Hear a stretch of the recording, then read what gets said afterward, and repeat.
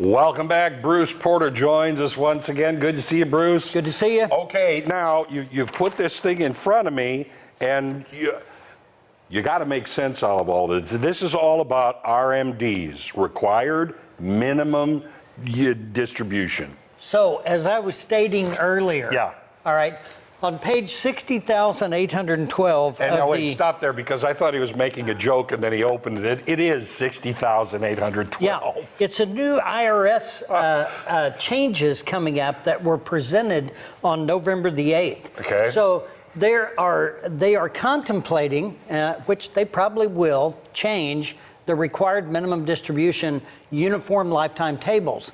So basically, people are living longer.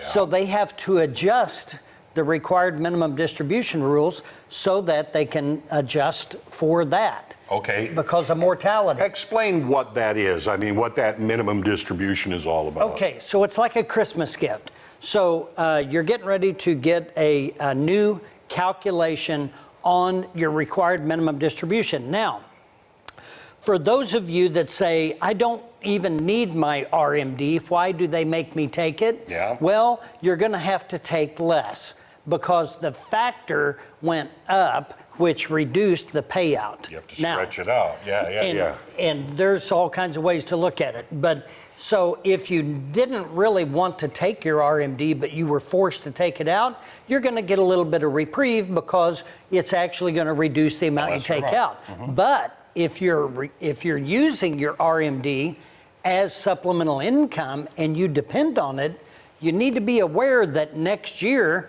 possibly that calculation is going to change the amount of money you receive, which could reduce the amount of income you're taking. So if that's the case and you need a higher level of income to live on, you may have to look for an alternative to create that additional income. So it kind of affects both ends of the spectrum there. It can. So the good thing is they're taking mortality into the factor, and that's going to make it either easier on us or it's going to make it worse on us depending on if we need the income or not. Yeah, if you're using it as basically a living type of income. That's right.